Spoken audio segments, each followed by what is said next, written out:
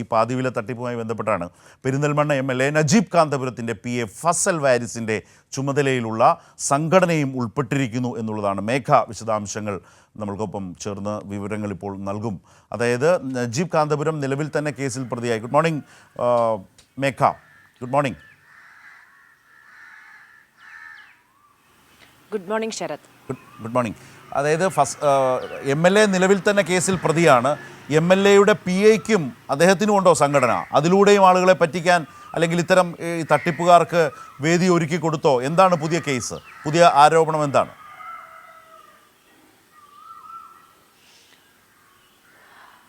ശരത്ത്, അങ്ങനെ തന്നെയാണ്. അതായത് കോഴിക്കോട് ഉണ്ണികുളത്ത് മാത്രം 359 പരാതികളാണ് വന്നിരിക്കുന്നത്.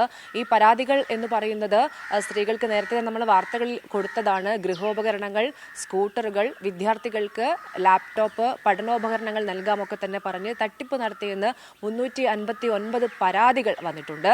അതിൽ ഏറ്റവും പ്രധാനം എന്നത് ഈ നജീബ് കാന്തപുരത്തിൻ്റെ PA ആയ ഫസൽ ഫാരിസ് നേതൃത്വം നൽകുന്ന ഒരു ജീവകാരുണ്യ സംഘടനയുണ്ട്. യങ്മൻസ് കാന്തപുരം എന്നതാണ് ഈ ജീവകാരുണ്യ സംഘടനയുടെ പേര്. ഈ സംഘടന വഴി നിരവധി ആളുകൾക്ക് ഇത്തരത്തിൽ സാധന സാമഗ്രികൾ നൽകാമെന്ന് പറഞ്ഞ് ഓഫർ കൊടുത്തിരുന്നു, പണം വാങ്ങിയിരുന്നു.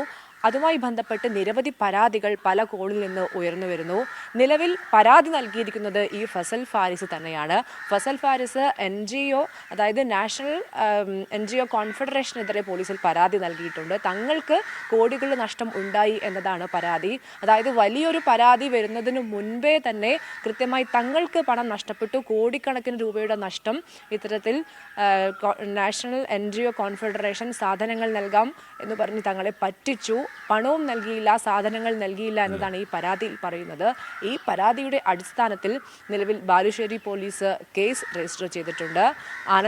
അനന്തകൃഷ്ണനെയും ആനന്ദകുമാറിനെയും പ്രതികളാക്കിക്കൊണ്ടാണ് നിലവിൽ പോലീസ് കേസ് രജിസ്റ്റർ ചെയ്തിരിക്കുന്നത്. നമുക്ക് പരിശോധിച്ചപ്പോൾ മനസ്സിലാക്കാൻ കഴിഞ്ഞൊരു കാര്യം എന്നത് ഈ യങ്മൻസ് കാന്തപുരം എന്ന ജീവകാരുണ്യ സംഘടന നിരവധി പേർക്ക് ഇത്തരത്തിൽ പകുതി വിലയ്ക്ക് സാധനങ്ങൾ നൽകാമെന്ന് പറഞ്ഞ് വാഗ്ദാനം നൽകിക്കൊണ്ട് നിരവധി ആളുകൾ പറ്റിക്കപ്പെട്ടിട്ടുണ്ട്. അതിൽ ഏറ്റവും പ്രധാനം എന്നത് ഈ സംഘടനയ്ക്ക് കീഴിൽ വരുന്ന അനുഭാവികൾ, അതായത് നജീബ് കാന്തപുരത്തിൻ്റെ PAയുടെ സംഘടനയാണ്. അതുമായി ബന്ധപ്പെട്ട് നിരവധി കോൺഗ്രസ് അനുഭാവികൾ, ലീഗ് അനുഭാവികൾ ഉൾപ്പെടെയുള്ള കുടുംബങ്ങളാണ് കൂടുതൽ തട്ടിപ്പിന് ഇരയായത്. അതുകൊണ്ട് എങ്ങനെയെങ്കിലും ഈ പരാതികൾ പറഞ്ഞു തീർക്കാനുള്ള തയ്യാറെടുപ്പാണ് നിലവിൽ നടത്തിക്കൊണ്ടിരിക്കുന്നത്. പണം നഷ്ടമായ ആളുകൾക്ക് എങ്ങനെയും പണം നൽകി പ്രശ്നം ഒതുക്കി തീർക്കാനുള്ള ഒരു ശ്രമം ഇവരുടെ ഭാഗത്ത് നിന്ന് നടക്കുന്നുണ്ട്. പരാതികൾ പോലീസിലേക്ക് പോലും എത്താത്ത രീതിയിൽ കൈകാര്യം ചെയ്യാനുള്ള ശ്രമമാണ് ഇപ്പോൾ ഈ സംഘടനയുടെ ഭാഗത്ത് നിന്ന് നടക്കുന്നത് എന്നതാണ് നമുക്ക് മനസ്സിലാക്കാൻ സാധിക്കുന്നത്. അതിനു മുൻപേ തന്നെ പരാതി വന്ന് അത് മറ്റ് നിയമ നടപടികളിലേക്ക് നീങ്ങുമോ എന്ന ഭയം കൊണ്ട് തന്നെ ആദ്യം പോയി പരാതി നൽകിയിരിക്കുകയാണ് യങ്മൻസ് കാന്തപുരം എന്ന സംഘടന. ഈ സംഘടനയുടെ മേഘ ഒരു സംശയം. മേഘ ഇപ്പോൾ പറഞ്ഞു വന്നതാണ് എല്ലാം അല്ലേ, പകുതി വിലയ്ക്ക് ഒരുപാട് സാധനങ്ങൾ, അത് സ്കൂട്ടർ മാത്രമല്ല സൈക്കിള്, അങ്ങനെ പലതും ഉണ്ട് എന്നാണ് ഈ പറഞ്ഞതിൻ്റെ അർത്ഥം. യഥാർത്ഥത്തിൽ ഇതിപ്പോൾ ഒരു ഉദ്ഘാടനത്തിന് വിളിച്ച് പോയി കബളിപ്പിക്കപ്പെടുന്നതൊന്നുമല്ല സംഭവിച്ചത്. ഇവിടെ MLAയും MLAയുടെ സംവിധാനവും പൂർണ്ണമായും ഈ തട്ടിപ്പുകാരുമായി സഹകരിച്ച് MLAയുടെ ആ ക്രെഡിബിലിറ്റി ഉപയോഗിച്ച് അല്ലെങ്കിൽ ഒരു നാട്ടിലെ ജനപ്രതിനിധി എന്ന നിലയിൽ തന്നെ ആളുകളെ ഇതിനകത്തേക്ക് ആകർഷിച്ചു കൊടുക്കുകയാണ്. അതിനനുസരിച്ചുള്ള നടപടികളൊക്കെ സ്വീകരിച്ചിട്ടുമുണ്ട്. ഇപ്പോൾ അദ്ദേഹത്തിൻ്റെ PAയും ഈ നിലയിൽ അദ്ദേഹത്തിൻ്റെ സംഘടനയും കൂടി വരുന്ന സാഹചര്യം, ഇത് ഏത് കാലത്താണ്, എത്ര വർഷം അല്ലെങ്കിൽ എത്ര കാലം ഈ പരസ്പര സഹകരണം തുടർന്നു? അങ്ങനെ എന്തെങ്കിലും കാര്യങ്ങൾ മനസ്സിലാവുന്നുണ്ടോ?